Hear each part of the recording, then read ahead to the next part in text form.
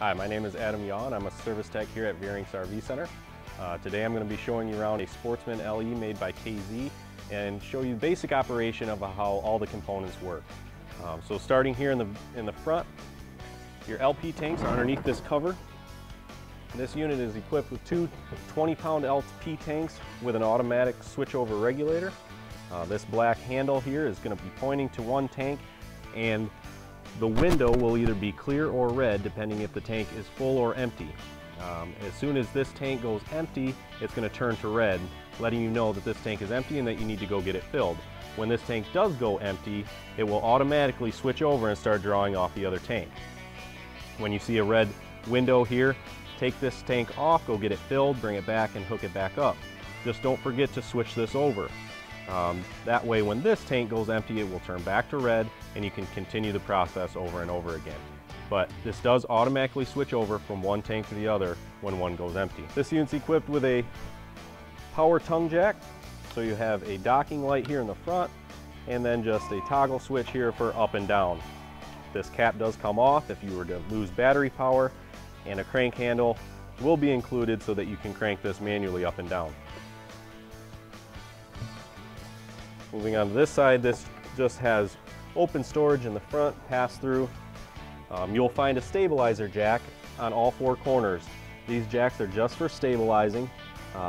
They are not for leveling. So if you're on a soft site, you need to put some blocks underneath the pad of the stabilizer jack and then run this down. There'll be a manual crank handle included, but this is also just a 3/4 inch socket if you wanted to put it on a cordless drill and run those down a little faster.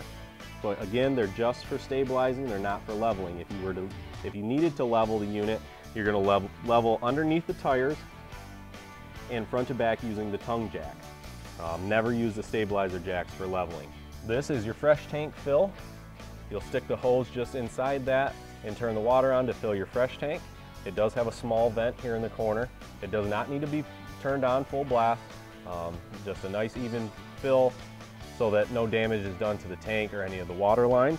When that is full, water will start coming back out. Also, your monitor panel inside will read full. To drain that tank, underneath there will be a drain. This just has a valve on it that turns.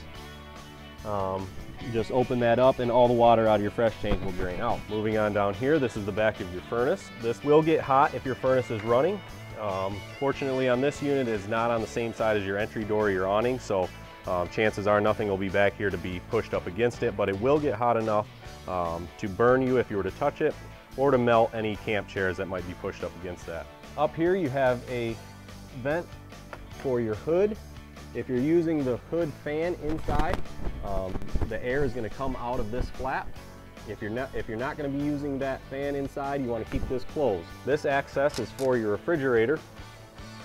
Nothing that you have to do back here as far as turning your refrigerator on, but it is a good idea to open this up a couple times a year just to make sure that nothing has got in here and made a nest or made a mess inside that will cause you problems down the road.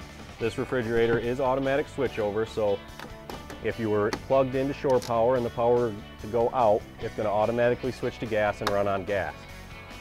When the power comes back on, it'll switch back to electric and run on electric. You have a freshwater connection here. This is if you're at a full hookup site. You can hook your hose right to this connection, and then the water from the park is going to feed all your faucets. You do want to make sure that you have a water pressure regulator in between the hose and this connection. That regulates the pressure and keeps any damage from occurring inside from a park that has too high of pressure. This is where your shore power cord is going to connect. It has a small blue light on the top that lights up, letting you know that you do have power. This also has a locking collar. To plug this in, you just have to line up the tabs there, give it a small turn, and then if you'd like, lock down the locking collar. That way it won't get pulled out by accident.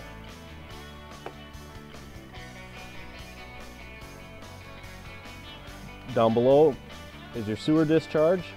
You got a bayonet cap here that pops off. Also a black and gray valve. Black handle is for the black tank, gray handle is for the gray tank.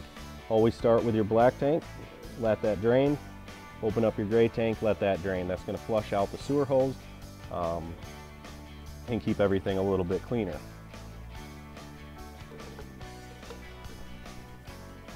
Another stabilizer jack on the corner. Cable connection, if you're at a full hookup site with cable, you'll connect here using a coax cable. That cable connection will run inside to your TV inside. The water heater is located here. The drain plug is an anode rod. This will be fed right inside the water heater and screwed into place. If you need to drain the water heater for any reason, you pull this out. Before pulling this drain plug out, you want to release the pressure using the pressure relief valve. That pressure relief valve will weep when you're using the water heater, so if you do see a little bit of water down in this area, it's coming out of that pressure relief valve, and that's totally normal. This water heater is gas and electric, and it's turned on inside. Nothing that has to be lit out here, it's all turned on inside your bathroom. Down below the gas valve, there is an electric element switch that can be turned off during storage, usually left on during the camping season, just so that your electric element can be turned on inside and you don't have to come outside. If you're worried about it getting turned on by accident inside, you can always come out here and turn it off. That way, if that switch inside is turned on, nothing will be damaged by an empty water heater tank. That electric element must have water in the tank for it to be turned on. If it is dry and the element is turned on, it can burn out within seconds. So just make sure that you always have water inside your water heater before you turn that element on. This is a cable out port. If you were to have a picnic table out here with a table with a TV on it, and you wanted to connect cable TV, you would hook up here and then hook it to your TV. Power outlets for that TV. Lend-a-hand handle. Folds out like so. During travel, it'll be in this position.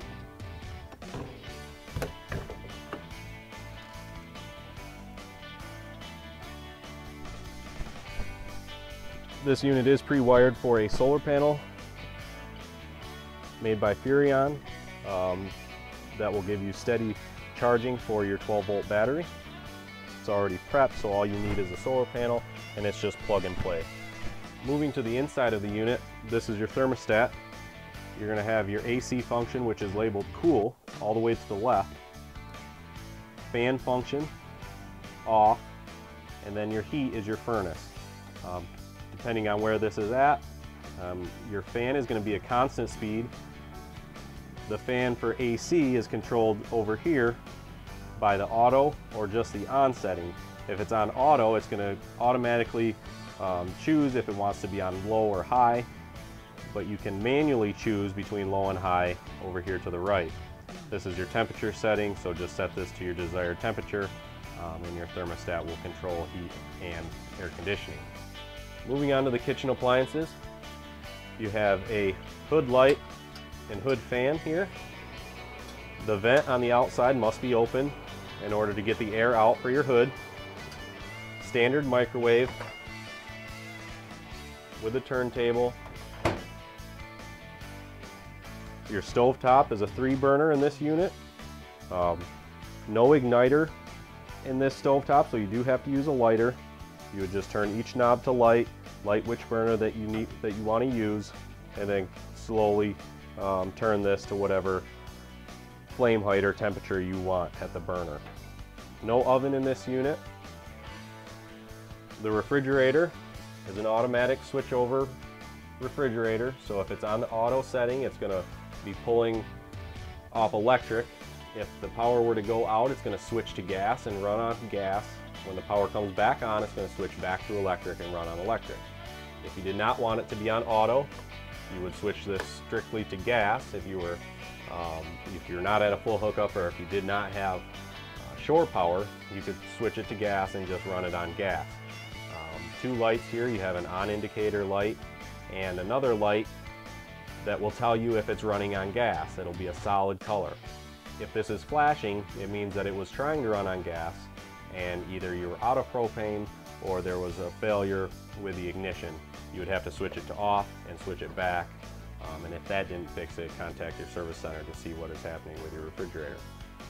On the right, you have a temperature setting, cold and coldest. Here.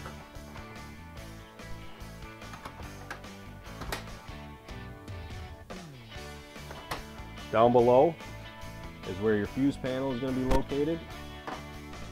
You have standard 110 breakers on this side that you would see in your house. Same kind of idea. These will trip and come back on after you reset them. On this side you have 12 volt fuses. Those will control all the 12 components, your furnace, blower, your lights, your water pump is all in there on the 12 volt side. Moving up here is where your power antenna booster button is. If you're going to be watching TV, the antenna on this unit is powered, so that switch has to be on. If that switch is off, you're not going to get any local TV stations.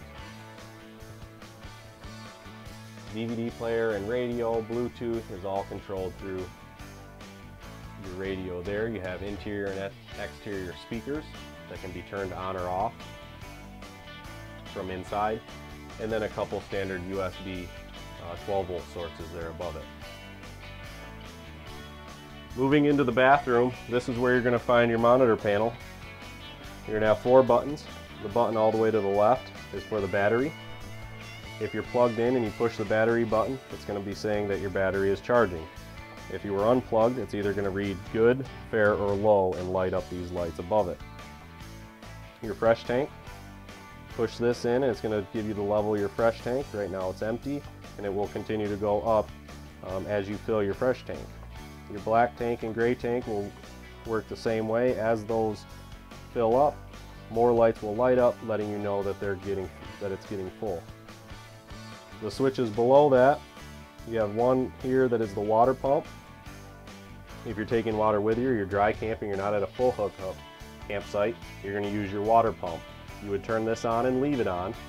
It's got a pressure switch on it that is going to shut off when the water lines reach their pressure. As you open up a faucet, that pump's going to come on, run as long as the faucet is open, and shut off as soon as the faucet is closed. The other 2 switches are your water heater switches. You have gas and electric. You can use them both at the same time to recover hot water faster, or you can use them independently. If you're plugged in at a campsite, most of the time you're just going to use electric and save on your propane. There's a small light in between these 2 switches. If you're trying to light on propane and it fails to light, that light will light up, letting you know that there's an issue. Other than that, you can leave these on. You do want to make sure that your water heater is full before you turn those burners on, either the gas or the electric element. You can burn out that electric element if you turn the water heater on without water in it. So when you do get to your campsite and you're filling that water heater, just crack open a hot water valve. Make sure that you don't get any air. If you're getting air, that means that the water heater is not full yet. If you get water, it's safe to turn that electric element on. So that is a brief overview of basic operation on this Sportsman LE by KZ. Some of the components may not be found in the unit that you have, or you may have more, but this is just basic operation. If you have any other questions, feel free to contact our service center at the number below.